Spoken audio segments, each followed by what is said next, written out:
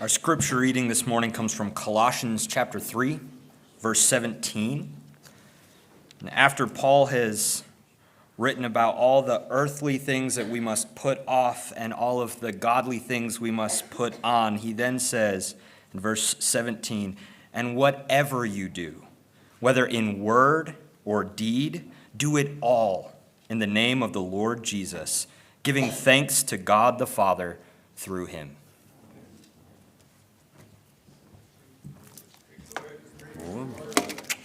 Well, good morning, everybody.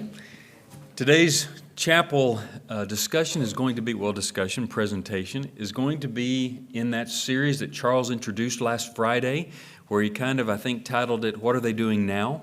And we're looking at some of our alumni who have gone out from this place and how the Lord has used them.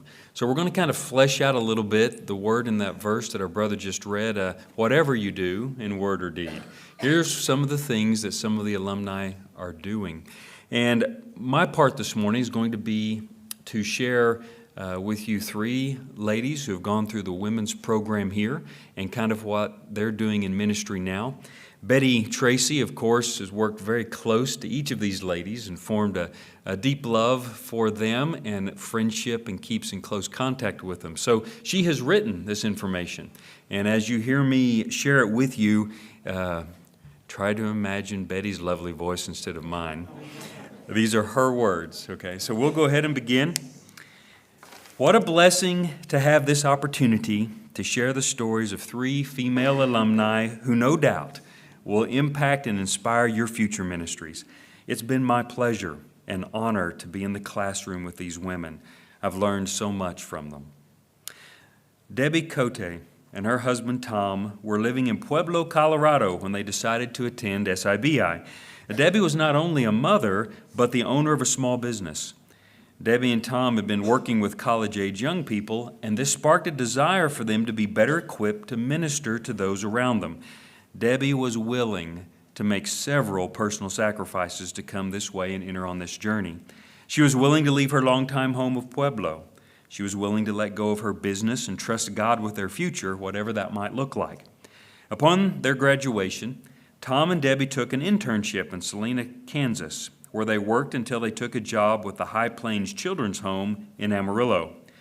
When the need arose for someone to take the recruiting position here at Sunset, Tom and Debbie answered the call, and the rest is history, so to speak. Debbie not only works countless hours traveling with Tom, sending emails, making calls, and hosting potential students, but she is a beautiful servant here at SIBI. There would be no SIBI without Debbie and Tom. Debbie's enthusiasm is contagious. I seriously have no idea how people turn her down in wanting to attend Sunset. Although there are many challenges to recruiting, Debbie believes in their mission to introduce as many students as possible to our learning environment. We thank God for her willing spirit and her genuine love for this school and the students. We thank God for the sacrifices that began with leaving her home, her business, and all things familiar. Her faith and trust in God have led her to where she is today. Servant, servant, servant. There's no better word to define Debbie. Hope Good is a true rarity in our world today. Once she tasted the blessings and challenges of ministry, that's all she's been interested in. Hope went through the AIM program and then worked with an inner-city church in San Antonio. She was involved in many aspects of the church there, but primarily focused on her college-aged peers. The completion of her AIM work proved to just be a springboard for her growing desire of ministry. Hope decided to go through SIBI, and once she heard about the need for workers in Estonia, she was determined to get there and share Jesus. Hope made searching for support as a single woman look easy, which is not normally the case. But her patience and her planning paid off, and she's been working in Estonia now for 3.5 years. Hope has worked on the church website, social media, and recording platforms. She teaches ladies' Bible class as well as personal Bible studies. She organizes events including VBS, exercises friendship evangelism, and she helps create organic ways to share about Jesus in volunteer work, through gardening, through bringing aid to Ukrainian refugees, language classes, and meeting people at many other events. As was said earlier, Hope's work as a single woman on the mission field is rare. She has chosen a hard ministry. Working in a former Soviet country where people are guarded in who and what they believe is far from easy. But Hope continues to press on. She fights discouragement. She fights loneliness and frustration that comes her way. I've never personally witnessed a point where Hope appeared defeated or ready to quit. Her determination and tenacity served her well during COVID, where life all but came to a standstill, especially in the area of ministering in a foreign country.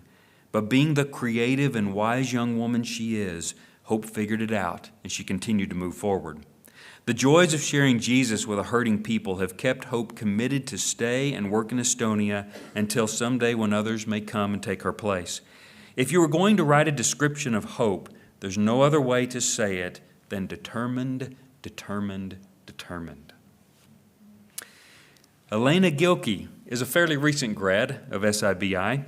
Elena grew up in the church, and she is a true servant. She and CJ, her husband, came to Sunset in August of 2019, right before COVID changed the world. Elena gave birth to their beautiful daughter during the early chaos of the pandemic, but she never quit her studies.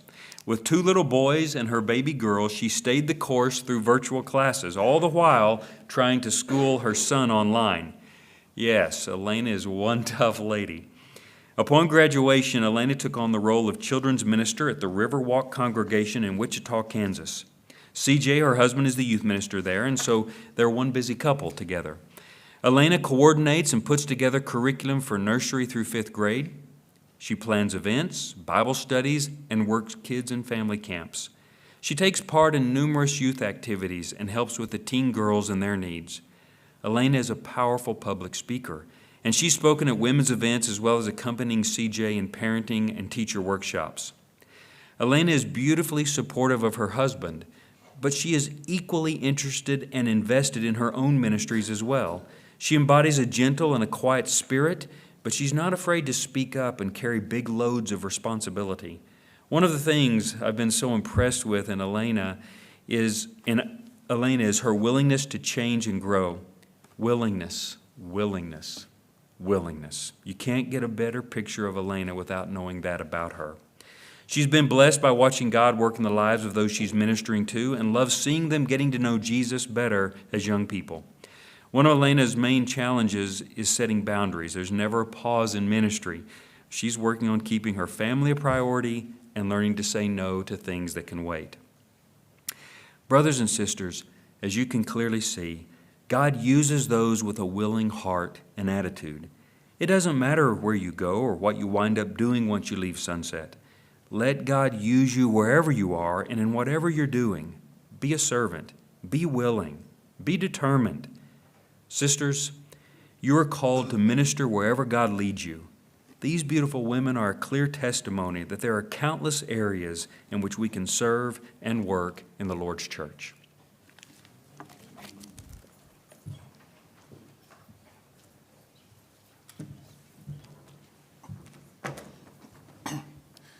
Good morning.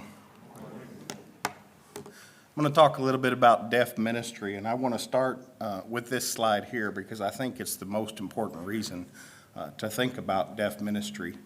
It says here that 98% of the deaf in the world have never heard the gospel.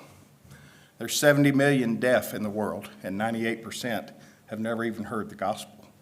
And so if you can imagine, if we had 100 people in here, that means only 2 of you got to hear the gospel.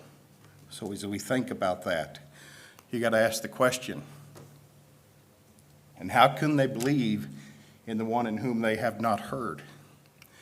And so because of that, in 1977, 45 years ago this year, Klein Payton brought Hollis Maynard here and started the deaf ministry program and have been training deaf men and women to take the gospel throughout the world.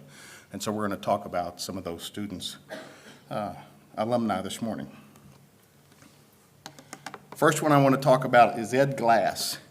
Ed was in a congregation in Jackson, Mississippi, and he was working with a brother who was another alumni who was here in school a long time ago when I was here. And His name was George Myers, and he was actually blind. And he would walk around and go into his classes with his German Shepherd CNI dog, and it was pretty cool. But he was there, and he knew that as his eyesight was getting worse and he was getting older, that he needed to tap the shoulder of somebody to take his place. And so he tapped on Ed. And Ed wanted to come here to school to be a part of the school, but his wife is in a wheelchair. And he is responsible for taking care of every bit of her needs. Everything, every need she has, he has to take care of her, feeding her, clothing her, all those kinds of things. And so he was one of our very first online students who actually did everything live streaming into the classroom like you do some in Zoom, and graduated that way.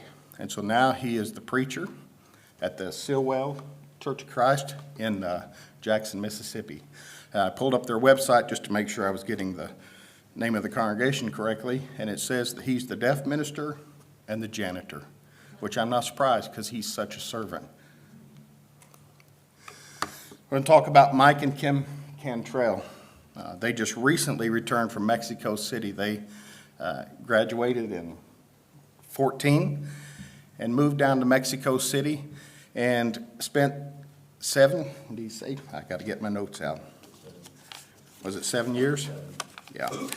Spent 7 years in Mexico City learning that culture, learning that language. And not just the Spanish language, but learning how to sign in Mexican Sign Language. We had hoped Mike was going to be able to be here this morning, but he and Kim were at a recruiting trip. He's back recruiting for us in the program and got COVID.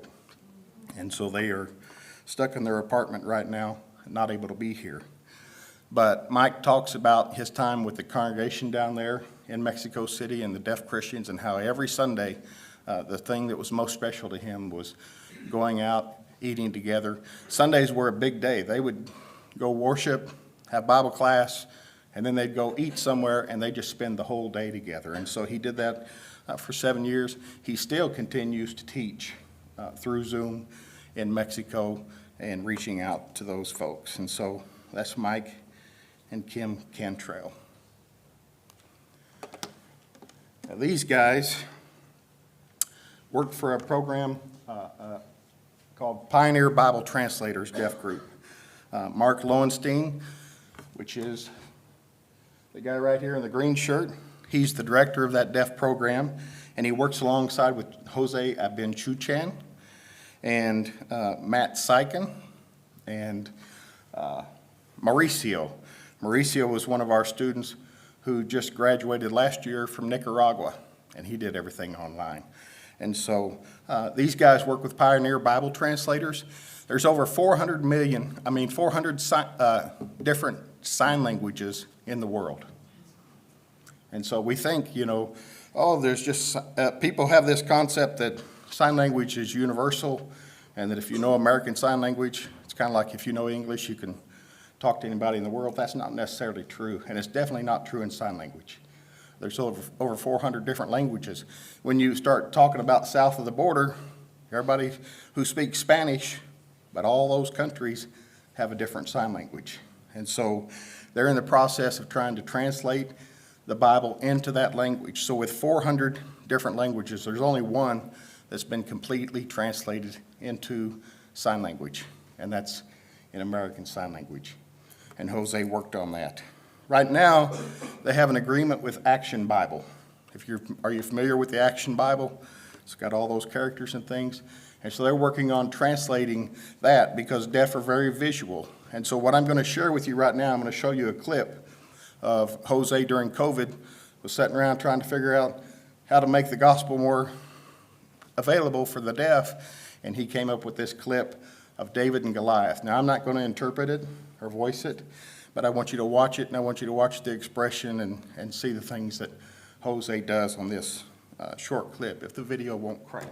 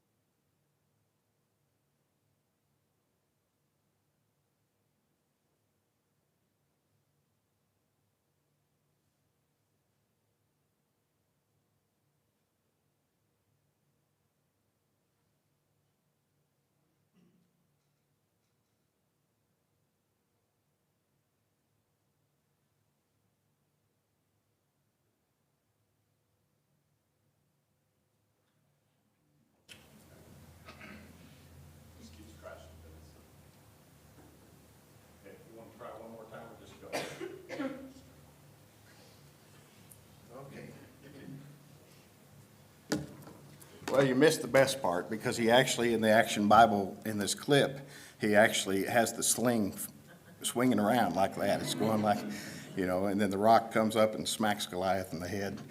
And you get to see, because that first part, he's just kind of narrating what's taking place. And then, but this is online somewhere. I'll find it, and maybe we'll share a link to it. But I wanted you to see that's what they're working on, and they're trying to do that in different languages. Mauricio is working on that in Nicaragua, in the Nicaraguan Sign Language, so that they can provide that for deaf. Because a lot of deaf people in other countries cannot read, cannot write.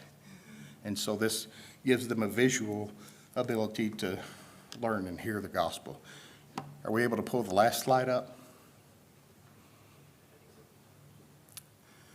Just want to say, with 70 million deaf people in this world, and only 2% ever hearing the gospel, I'd like to show the last slide. The question is, maybe? Is it there? Yeah. And how can they hear without someone preaching to them?